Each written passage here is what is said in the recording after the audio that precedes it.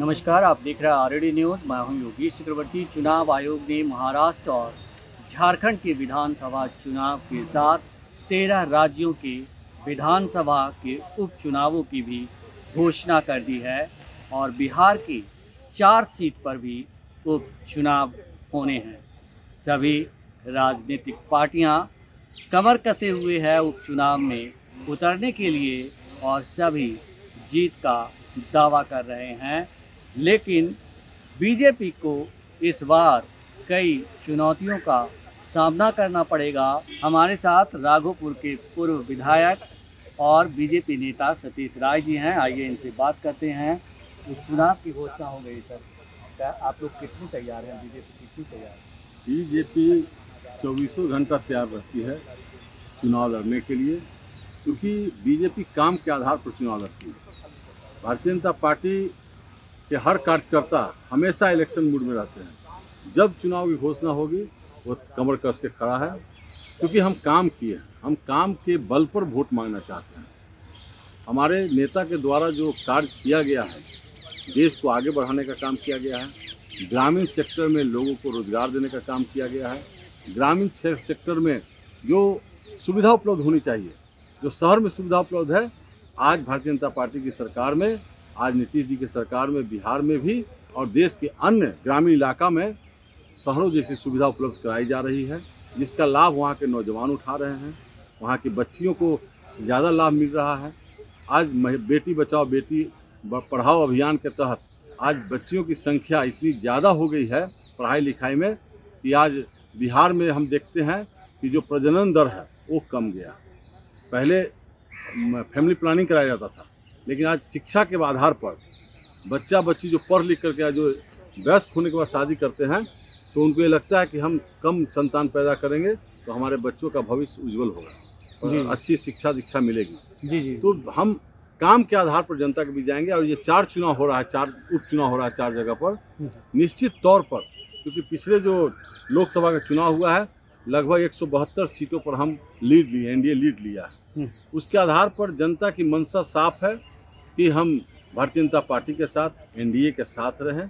नीतीश जी की ये बताएं कि जो कई लोग कह रहे हैं कि ये जो उपचुनाव होंगे वो 2025 के विधानसभा चुनाव के सेमीफाइनल होगा, क्या आपको ऐसा लगता है? देखिए, सेमी चुनाव जो इलेक्शन जो होता है, हर जगह जब चुनाव का घोषणा होता है ना, 1 सीट हो या 2 सीट हो या 4 सीट हो, इस चुनाव की घोषणा होने के बाद ही विपक्ष चाहे आम आवाम में होता है कि सेमीफाइनल है।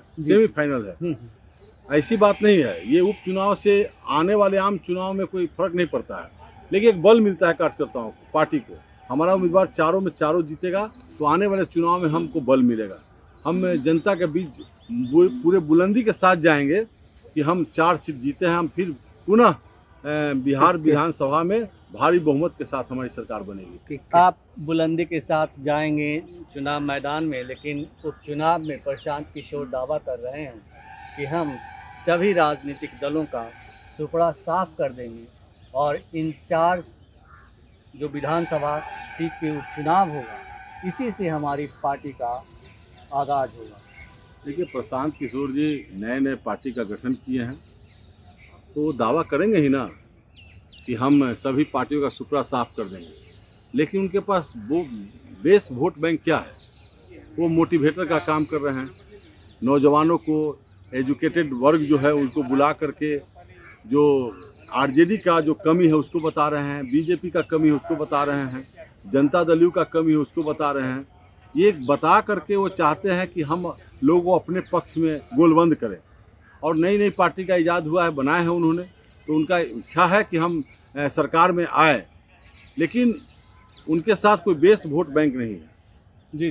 बेस वोट बैंक नहीं उनके पास। पिछले 2-2.5 साल से वो बिहार की गलियों पे हाथ छान रहे हैं और कह रहे हैं कि हमने फौज तैयार कर ली है, ऐसी फौज जिसका मुकाबला कोई भी राजनीतिक दल नहीं कर सकता। देखिए, ऐसा मुझे भी सुनने में आ रहा है। हमारे राघोपुर विधानसभा क्षेत्र में भी विद्युत प्रखंड में इनका काफिला गया था, तो मैं देखा कि जो बीजेपी के भी कुछ लोग को वहाँ जाते हुए पाया गया, आरजेडी के कुछ लोगों को, जो गिने चुने लोग उनके साथ जुड़े हैं। और चूंकि पढ़े लिखे लोग हैं, राजनीतिक दल बनाए हैं, तो जहाँ जाएंगे वहाँ कुछ लोग आएंगे ही। खास करके जो आते हैं वो स्वतः स्वस्फूर्त नहीं आते हैं, किसी न किसी के माध्यम से आते हैं, उनकी बात को सुनते हैं। लेकिन निर्णय लेना मतदाताओं का काम है। भारतीय जनता पार्टी नीतीश कुमार जी के नेतृत्व में बिहार में चुनाव लड़ रही है। देश में नरेंद्र मोदी जी के नेतृत्व में चुनाव लड़ा जा रहा है। सरकार तीसरी बार सरकार बनी है। देश को आगे बढ़ाने का काम नरेंद्र मोदी जी ने किया। बिहार को आगे बढ़ाने का काम भारतीय जनता पार्टी के नेतृत्व में नीतीश कुमार जी ने किया। तो जो बिहार को बढ़ाने का काम किया है, तो आम मतदाताओं को सोचना समझना चाहिए कि बहकावे में नहीं आए, सोच समझ के अपने मतों का प्रयोग करें। इसलिए कि एक वोट बहुमूल्य वोट है। हर व्यक्ति को एक वोट डालने का अधिकार है। बिल्कुल। और वो अगर अपने वोटों का सही उपयोग नहीं करेंगे तो सही निर्णय नहीं आएगा और सही सरकार नहीं बनेगी। ये बताएं कि प्रशांत किशोर के बारे में ये भी कहा जाता है कि आप ही लोग खड़ा कर रहे हैं, आप ही लोग फंडिंग कर रहे हैं, आप ही की बी टीम। नहीं, देखिए, हमारी बी टीम नहीं है, फंडिंग हम लोग नहीं करते हैं। हम लोग इस काम में विश्वास नहीं रखते कि फंडिंग करके किसी को आगे बढ़ाएं। अगर चुनाव में वो टिकट किसी को देंगे, किसी पार्टी से नाराज लोग को टिकट देंगे, बीजेपी से नाराज जो लोग जिनको टिकट नहीं मिलेगा, आरजेडी से जिनको नहीं मिलेगा, जनता दल से जिसको नहीं मिलेगा, जो 10 साल 15 साल से काम कर रहे हैं, तो ऐसे लोगों को अगर वो टिकट देते हैं तो उनका क्या मेरिट है, धरातल पर क्या पकड़ है, इस पर निर्भर करता है। पैसा के आधार पर वोट नहीं खरीदा जा सकता है। हाँ, प्रभावित किया जा सकता है, लेकिन अगर वो ऐसे कार्यकर्ता जो पार्टी के प्रति वफादार हैं, बीजेपी के सब वफादार साथी हैं, जनता दल के वफादार साथी हैं। मेरा सवाल ये है कि आप लोग की बी टीम है कि नहीं? नहीं। प्रधानमंत्री नरेंद्र मोदी को कहते हैं कि हम ही ने 2014 में प्रधानमंत्री की कुर्सी तक पहुंचाया, और कई और सारे नेताओं को दावा करते हैं कि जिनको मैंने बनाया वही मुझे फंडिंग कर रहे हैं, ऐसा वो दावा करते थे। देखिए, कंपनी चलाते हैं तो कंपनी किसी के लिए काम करेगी तो पैसा लेकर काम करेगी।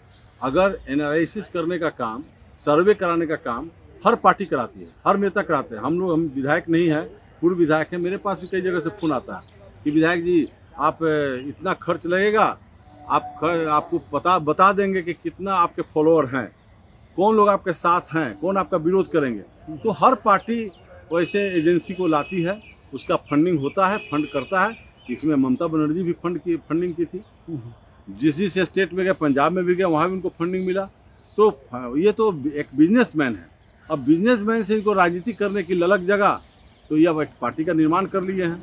तो भारतीय जनता पार्टी ही नहीं, ये सभी दल से मिलते जुलते हैं। आपने कहा कि लोकसभा चुनाव में हम लोगों ने अच्छी खासी सीट जीती है और उसका असर दिखेगा इस उपचुनाव में, लेकिन प्रतिपक्ष के नेता लगातार यात्रा कर रहे हैं, तेजस्वी यादव जी। तो क्या आपको लगता है कि मतलब तेजस्वी यादव से बहुत बड़ी चुनौती मिलने वाली है? देखिए, तेजस्वी यादव जी से बड़ी चुनौती नहीं मिली। जब बाढ़ का समय था तो विदेश का भ्रमण कर रहे थे, और आज पद यात्रा कर रहे हैं जनता से मिलने के लिए।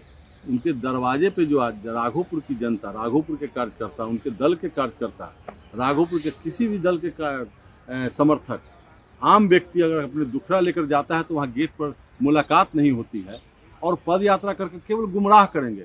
संविधान खतरा में है, भाजपा से मुसलमानों को खतरा है, ये सब गुमराह करने का काम करेंगे। उनके साथ ये नीतीश कुमार जी ने स्वीकार भी किया। गुमराह कहाँ कर रहे हैं? आपके नेता गिरिराज सिंह जो है हिंदू स्वाभिमान जगाओ यात्रा कर रहे हैं। एकदम। तो ये स्वाभिमान हिंदू के जगाने का, हिंदू का स्वाभिमान क्या गिरा हुआ है? नहीं, स्वाभिमान गिरा हुआ नहीं है, लेकिन वो एक अपना कार्यक्रम उनका है। सनातन जगाएंगे क्या? ये नहीं समझ में। सनातन धर्म के प्रचार प्रसार होना चाहिए। सभी धर्म प्रचार प्रसार कर रहे हैं। नेतागिरी छोड़ के अब प्रचार प्रसार करना उनका काम नहीं काम, और वो भी काम। देखिए, नेता का काम सभी हिंदू को जागृत करना भी आवश्यक है। आज के समय में, आज के परिवेश में सनातन धर्मियों को भी जागृत होना चाहिए। गिरिराज सिंह जी अगर पद यात्रा कर रहे हैं हिंदुओं को जगाने के लिए, सनातनियों को जगाने के लिए, बहुत अच्छा काम कर रहे हैं। लेकिन तेजस्वी यादव जो पद यात्रा कर रहे हैं ये गुमराह करने के लिए। लेकिन बहुत सारे लोग पिछले 10 वर्षों में कहाँ संविधान खतरा में है, कहाँ मुसलमान को देश छोड़ के जाना पड़ा? सारा लाभ जो केंद्र का लाभ है सभी मुसलमान भाइयों को, हिंदू भाइयों को बराबर रूप में मिल रहा है। जिनकी आबादी है, जिसके हिसाब से उनको मिल रहा है लाभ, उसका मिल रहा है।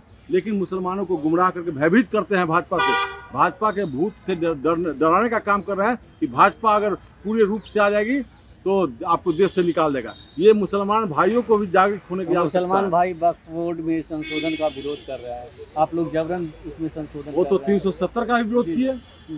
आज कश्मीर में भले हमको कश्मीर में सीट नहीं आई, लेकिन कश्मीर के आम लोगों से, आम मुसलमान भाइयों से पूछिए, पर्दा के पीछे पूछिए, सामने नहीं बोलेंगे, वो पूछिए उनसे, वो कहें कि नहीं अमन चैन है।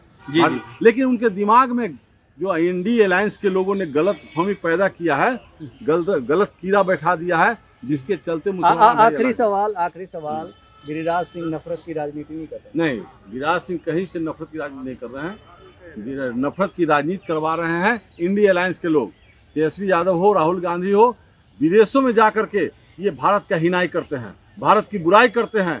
ऐसा नेता ही नफरत फैलाने का काम करता है। ऐसी बात नहीं है, राहुल गांधी ने कभी विदेशों में भारत के खिलाफ नहीं बोला। एकदम भारत के खिलाफ बोला है, कई जगह मैंने देखा, सुना, पढ़ा।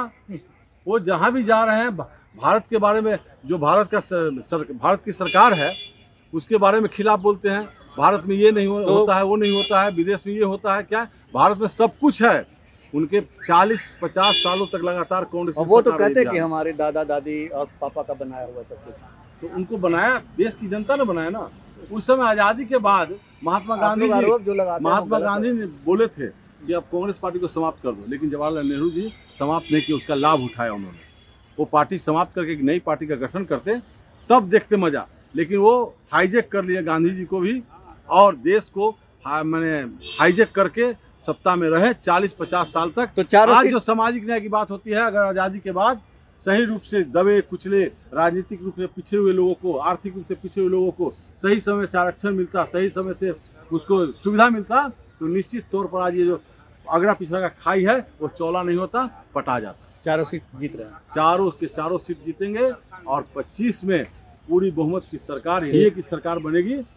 इंडिया अलायंस को फेल होना पड़ेगा, उसके पास कोई वोट बैंक नहीं है। अब नीतीश जी भी कहते हैं कि आगे मैं ऐसी गलती नहीं दोहराऊंगा, मैं एनडीए के साथ हूँ और साथ रहूंगा, और पुनः इंडिया अलायंस को 22 से 25 सीट के अंदर रहना पड़ेगा। हमसे बात करने के लिए शुक्रिया सर, धन्यवाद। तो ये थे सतीश राय, राघोपुर के पूर्व विधायक और बीजेपी नेता, जिन्होंने साफ तौर पर कहा कि उपचुनाव में एनडीए गठबंधन चारों की चारों सीटें जीतेगी। भले ही प्रशांत किशोर और दूसरे दल जो भी दावा कर रहे हों, लेकिन उनका दावा सिर्फ दावा रह जाएगा, जीत तो हमारी ही होगी। योगेश चक्रवर्ती, RAD न्यूज़, पटना।